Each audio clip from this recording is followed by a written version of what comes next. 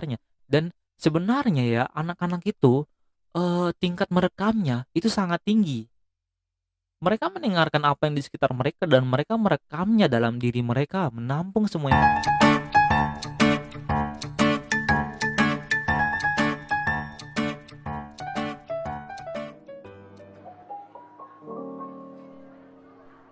Halo semua, jumpa lagi dengan saya Haris Menorek. Dan kali ini entah kenapa ya, mungkin karena saya kehabisan ide kali ya, mungkin membahas tentang masalah-masalah anak muda yang umumnya sering terjadi, sehingga saya juga kepikiran untuk membahas tentang masalah-masalah anak muda yang terjadi pada eh, keluarga atau rumah. Dan mungkin berikutnya juga saya akan membahas tentang playlist yang lain. Jadi mungkin akan ada 3 kategori playlist.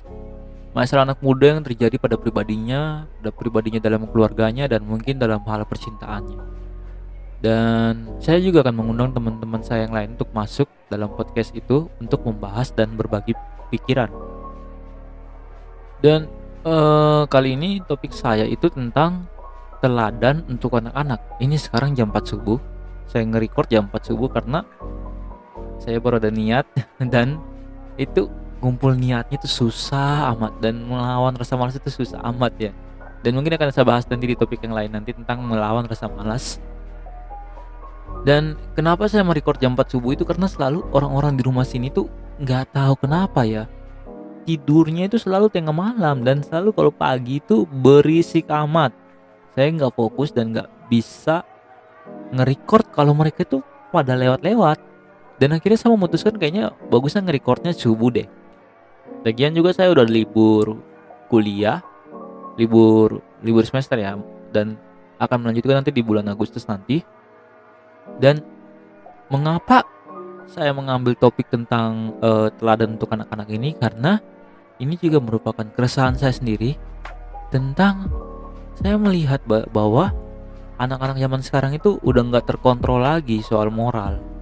Dan sebenarnya ini bukan dari salah mereka juga. Kadang-kadang kan kita kayak menyalahin mereka kan karena apa yang mereka nonton, apa yang mereka lihat, dan mereka mencontohnya. Ternyata ini juga bukan salah mereka sepenuhnya, tetapi oleh dukungan dan peran dari orang-orang sekitar mereka. Dan sebelum saya lanjut, saya ingin memberitahukan kepada teman-teman yang baru saja mendengarkan konten saya bahwa konten saya terbagi menjadi 2 jenis, yaitu tentang podcast yang membahas tentang masalah-masalah anak muda yang umumnya sering terjadi, entah itu dalam kehidupan pribadinya, percintaannya, ataupun masalah dalam keluarganya, dan juga isu-isu perkembangan teknologi. Jadi jika teman-teman suka dengan konten saya, jangan ragu untuk tekan tombol subscribe dan nyalakan lonceng notifikasinya agar teman-teman tidak ketinggalan video-video berikutnya. Dan kita lanjut ke topiknya. Jadi alasan saya mengambil topik ini gini nih, saya ini dulu itu lahir dan tumbuh tanpa seorang ayah. Dan sebenarnya dengan kondisi keluarga yang kurang harmonis itu berpotensi saya akan mencari kebahagiaan di tempat yang lain. Dan itu emang benar. Saya waktu SD ya melakukan hal-hal yang gak terpuji. Dan maaf saya nggak bisa bilang, dan itu mengecewakan orang tua saya. Saya melihat orang tua saya kecewa dengan perbuatan saya. Saya melihat orang-orang di sekitar saya kecewa dengan perbuatan saya, dimana saya seharusnya menjadi harapan bagi mereka semua, tetapi saya waktu itu tidak menjadi harapan bagi mereka. Dan sebenarnya ini karena pengaruh dari orang-orang lingkungan saya yang gak sehat, dimana waktu SD itu bahkan saya udah merokok. Waktu SD itu saya jujur, saya itu udah pernah bolos. Apalagi ya, udah pernah bolos dan apa ya, nggak ikut ujian dulu saya itu. Wah, nggak ikut ujian dan banyak lah kenakalan-kenakalan lainnya yang sampai orang tua saya itu sedih. Dan sebenarnya waktu itu sebagai anak yang polos, saya nggak ngerti apa-apa kenapa sih orang tua saya sedih. Dan saya merasa perbuatan yang saya lakukan itu benar karena saya melihat orang-orang dewasa di sekitar saya yang mengajarkannya kepada saya, sehingga saya menganggap itu adalah perbuatan yang keren dan patut untuk dilakukan. Dan ini Ini sebenarnya yang akan menjadi topik atau inti dari pembahasan ini. Dan sebelum kita lanjut dulu, jangan dulu ya masuk ke ending, nanti podcast saya nggak panjang nih. Saya merasa bahwa anak-anak zaman sekarang itu sebenarnya perlu dukungan dan peran yang penting dari orang tua ataupun kita. Gini ya, berapapun usiamu, entah kamu 15 tahun yang sedang mendengarkan, entah kamu 17 tahun, entah kamu lebih tua dari saya, ketika kamu bertemu dengan anak-anak ataupun remaja-remaja, kamu harusnya menjadi teladan bagi mereka dalam perkataanmu, dalam tingkah lakumu, dan dalam segala halmu di depan mata mereka semua. Gini ya, dulu dulu itu aku pernah ada keluarga aku yang nggak sengaja ngomong kotor, dan aku mencerna itu sebagai kata-kata yang gaul, kan gitu ya anak SD ya. Dan ketika aku ke gereja, aku mengatakan hal itu di depan teman-teman aku. Dan ada satu wanita yang waktu itu menegur aku, dan satu wanita itu mungkin adalah wanita yang ikut berperan penting dalam proses pendewasaan diriku sampai sekarang. Wanita yang mungkin aku harap bisa aku ajak podcast nanti untuk membicarakan tentang hal-hal yang spesifik dan dalam dan topik yang berat. Karena jujur wanita ini sangat dewasa amat, sangat luar biasa, dan aku begitu kagum dengan dia. Ya, karena dengan pencapaian-pencapaiannya dia berhasil membuat dan menunjukkan bahwa wanita itu juga punya nilai dan kualitas. Dan aku tertarik sekali untuk membahas tentang wanita, di mana wanita itu merupakan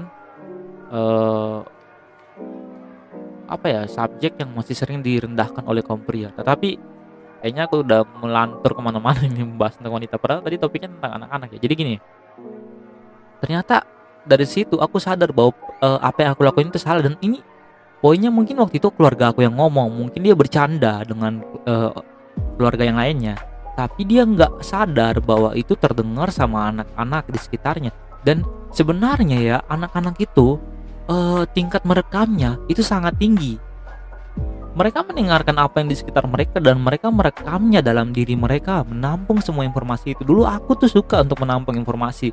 Aku dari dulu itu suka memperhatikan orang-orang, meskipun secara diam-diam. Jujur dari dulu itu udah kebawaan dari dulu. Dan setiap kali aku mendengarkan semua keluarga, aku memperhatikan semua apa yang mereka katakan, apa yang buruk, apa yang baik, dan semua itu aku contohi. Meskipun itu membawa aku kadang-kadang ke jalan yang salah. Dan setelah proses pendewasaan, aku akhirnya tahu bahwa itu salah. Dan ini yang kadang-kadang kan orang tua itu ya, atau mungkin orang dewasa yang mungkin umurnya bagi aku umur 15, umur 17 itu, dan umur di atasnya itu udah mulai bisa berpikir dewasa ya, udah mulai tahu mana yang baik dan benar. Dan kadang-kadang menganggap remeh anak kecil. Ketika anak kecil lewat, mereka nggak memperhatikan perkataannya, apakah itu menjadi suatu berkat bagi orang lain atau bagi anak-anak yang mendengarkannya, atau justru menjadi batu sandungan bagi anak-anak yang mendengarkannya. Ingat, anak-anak itu memperhatikan apa yang kita katakan loh. Jadi gini, sebagai contohnya nih, aku waktu kecil pernah aku waktu kan lagi nyapu di halaman rumah aku. Jujur ini sebenarnya menjadi luka yang sangat menyakitkan bagiku sebelum aku mungkin terluka oleh cinta. Iya. Dulu aku pernah nyapu dan tante aku nyamperin aku dan dia bilang, "Wah, rajin sekali kamu ya. Nanti bentar siang tante beliin es krim ya." Dan aku sangat semangat dengan hal itu karena dulu jujur kan aku itu bukan orang, aku kan belum bisa menghasilkan uang ya, dan dengan kondisi ekonomi yang keluarga ya gitulah. Aku nggak berani minta uang sama orang tua. Dan akhirnya aku semangat sekali untuk menyapu ke tiap sudut, bahkan sangat bersih. Dan ketika dia pulang, aku nungguin dia untuk eh, ngasih es krim ke aku, beliin es krim, ataupun ngasih duit ke aku untuk agar aku bisa beli es krim. Tapi aku nunggunya sampai malam, bahkan sampai besok dia nggak ngomong apa-apa, dan jujur aku kecewa sekali. Dan aku mulai menganggap itu mungkin adalah luka pertama aku di PHP-in ya. Aku mungkin paham mungkin dia ada kondisi itu, aku pahamnya sekarang ya, bukan dulu. Aku paham mungkin dia ada kondisi yang memungkinkan, nggak memungkinkan dia untuk membelikan aku es krim, atau mungkin dia lupa.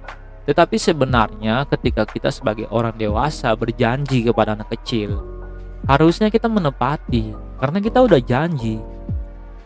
Aku sebagai guru sekolah minggu di gereja, aku pernah gini nih, waktu aku pernah awal jadi guru sekolah minggu, aku melakukan trik agar bisa mendekati anak sekolah minggu. Aku bilangnya, siapa yang bisa hafal ayat bacaan Alkitabnya minggu depan, kakak bakalan ngasih Silver Queen.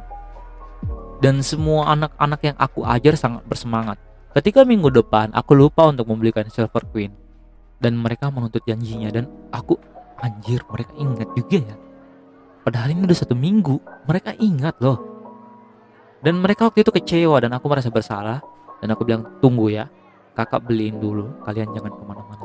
Dan dari sini aku belajar bahwa anak-anak itu, kecil yang ataupun besar, itu mengingat setiap hal yang kita katakan, apapun itu. Apakah itu janji? Gini ya, kita pun sebagai orang dewasa, kalau kita dijanjiin sesuatu dan dibohongi, kita pasti sakit hati. Apalagi anak kecil yang pikirannya masih polos dan suci, dan kita bohongi mereka. Itu akan menimbal itu akan menimbulkan luka tersendiri bagi mereka. So, kalau kamu udah janji sama anak kecil, please ditepati. Jangan buat dia akan kecewa padamu dan tidak akan memandangmu lagi sebagai role model yang baik. Aku tuh bertumbuh dengan pribadi yang dewasa sekarang ini, meskipun aku merasa bahwa aku belum dewasa dan sedang menuju proses kedewasaan. Aku bertumbuh sebagai aku yang sekarang ini karena aku mencontohi role model yang baik.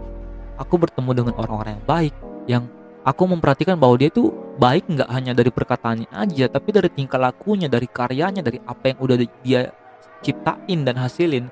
Dan itu membawa aku ke proses pendewasaan ketika aku melihat bahwa ternyata ada juga ya orang-orang yang betul-betul bisa jadi role model yang baik. Dan aku sangat bersyukur di tengah-tengah aku melihat orang-orang yang tidak bisa menjadi role model yang baik, dan aku juga bertemu dengan orang-orang yang mempunyai role model yang baik.